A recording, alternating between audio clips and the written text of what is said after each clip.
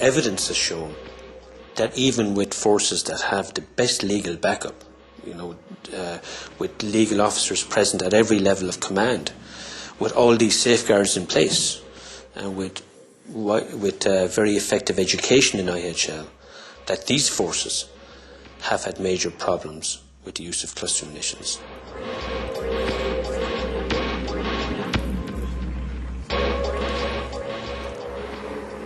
The problem with clusters is that they don't all go off. So sometimes they fail. Some weapons, the failure rate is higher than others. These weapons that we used here are quite old.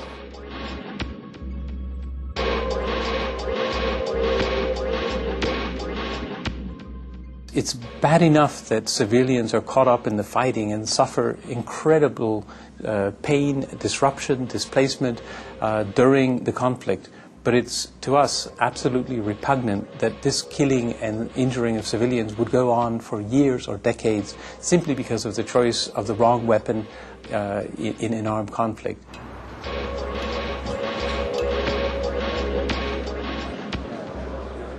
What the ICRC really wants is a legally binding instrument which does prohibit inaccurate, unreliable cluster munitions.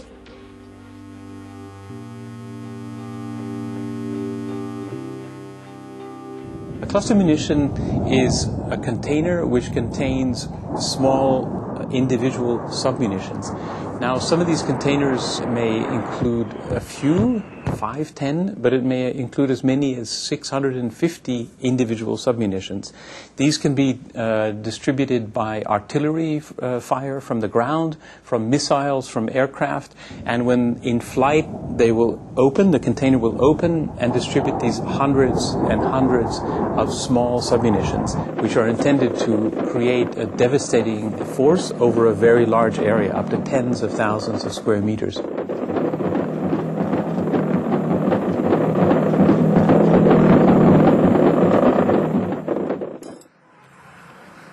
This building's been hit by cluster munitions. The main force went through the roof, and then the fragmentation, as you can see, it's scattered up against the wall. They have two effects. They're what they call dual purpose. This one, if it hits a vehicle, it's got enough power to go through the armour skin of a vehicle.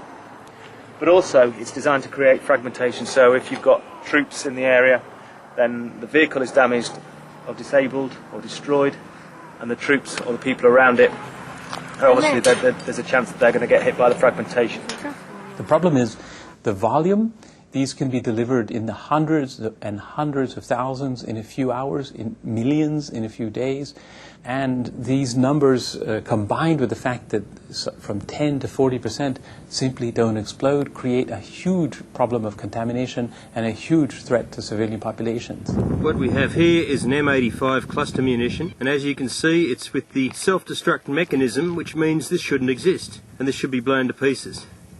But this site doesn't just contain one, and I find yet another, and as you can see by the arming hammer, it is most definitely armed and definitely dangerous. These are weapons which were designed for use in the Cold War against massive numbers of tanks on an open battlefield, basically in Central Europe. Well, that war never happened. These are being used in mainly developing countries around the world.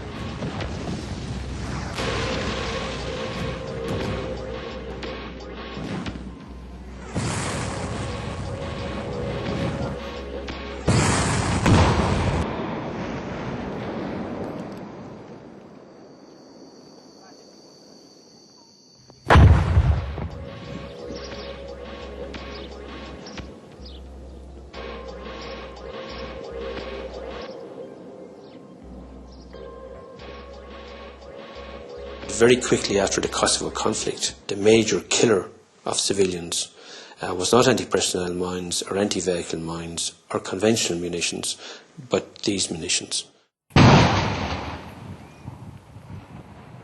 عنقودي ملان عنقودي هون. له كتير حاجة شفنا منها.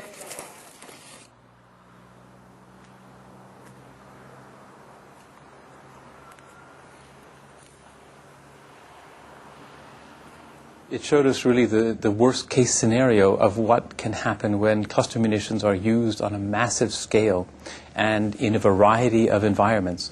For instance, they were used in populated areas, in or near populated areas. They were used in agricultural areas. So basically it showed what the future holds if this problem is not dealt with urgently.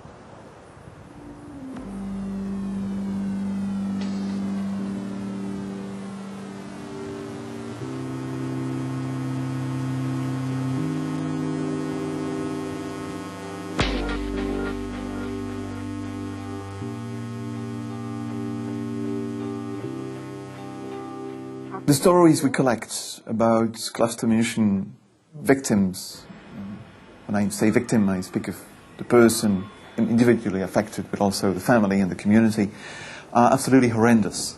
These are stories of families where the dad has been beheaded by a submunition, where sometimes 1, 2 children have been killed. People come back to their homes, even if they weren't there at the time of the bombing. They come back to their homes, they see the rubble, they try to enter. Often cluster munitions are mixed into the rubble. They may be found accidentally, or people may see them and try to get rid of them. The effect of the landmines or the submunitions is terrible. It's really destroying your life, affecting your life forever. And the fact that most of the victims are men, are male, potentially breadwinners in a family, it's a disaster.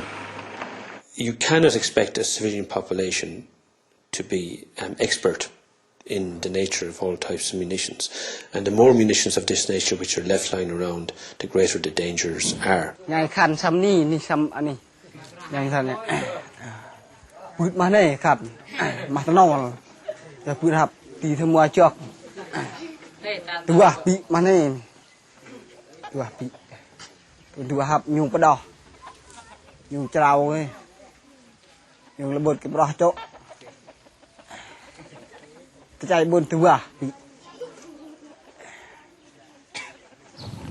If cluster munitions are littering a landscape, an agricultural landscape, for example, it can be devastating for the livelihoods of individuals who depend on those fields or orchards for their livelihoods, or they will simply find that it's essential for them to continue engaging in risky behavior by going in, trying to clear them and trying to use that land. But in either case, there's a loss to the individual and to the community. هيدا رزق عزيز، رزق عزيز، موسم، والأرض هيدي موسم، يعني هلا أنا حاسس حالي مكتب ومخنوق، ما قادر أتحرك، ما قادر أتحرك بالمرة. هلا شو العمل مش عارف.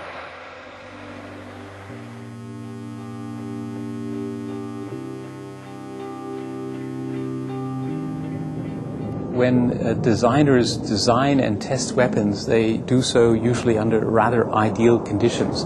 They are intended to hit a hard military object or a runway or a paved road or a vehicle, and so they test them against such objects.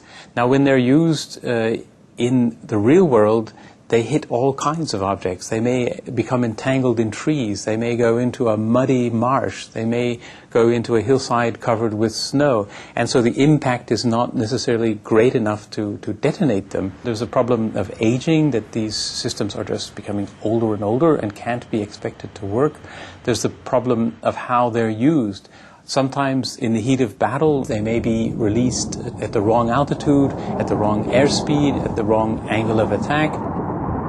From a technical point of view, it's difficult to see how one could guarantee a very high reliability rate during active service conditions and all the factors that will impinge on these weapons when they're in use. Another problem is the wide footprint of many of these weapons at time of impact, so that it's more likely that civilians will get caught up in a strike at time of use. These are area weapons. They will destroy everything in a given area.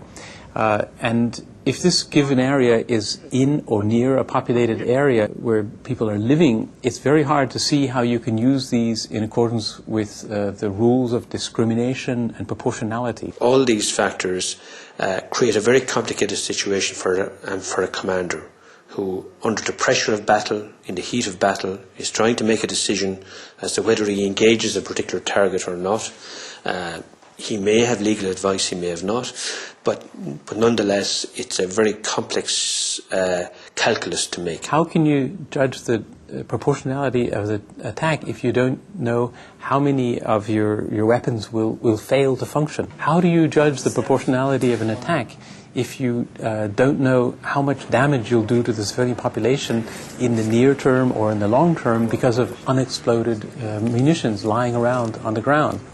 Because of the characteristics of most existing cluster munitions, that's to say their inaccuracy and their unreliability, it's not possible to apply international humanitarian law, the basic rules, in a consistent fashion. And for that reason, specific rules to prohibit these kinds of weapons need to be in place.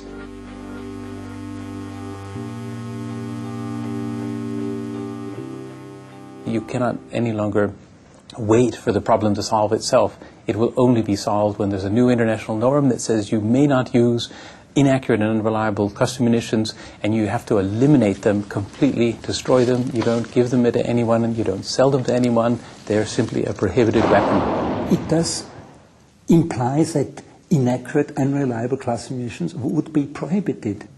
Not only their use would be prohibited, but it will also the stocks would have to be destroyed. And the proposal does also imply that you have also to think of those people who have become victims of cluster munitions, and that these people have to be assisted.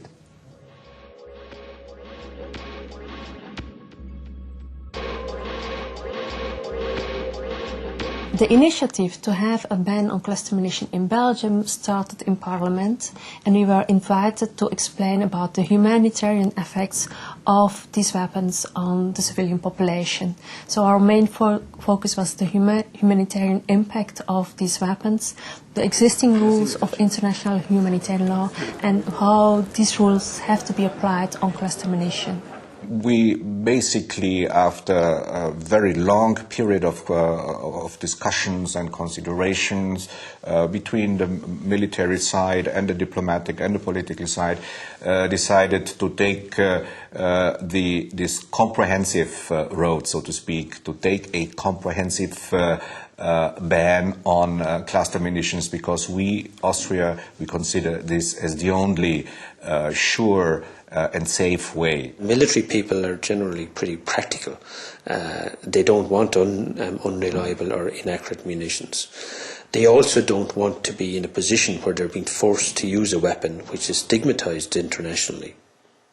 And they don't want to be accused of disobeying international humanitarian law. There's a military utility for every weapon. There was arguments that chemical weapons have a military role. This went on for decades, but in the end, the politicians have to decide that some weapons are beyond the pale. They have to decide that the human cost of using those weapons, of allowing them to be used, is too high, and they have to be prohibited or restricted on that basis. And that's what international humanitarian law is all about.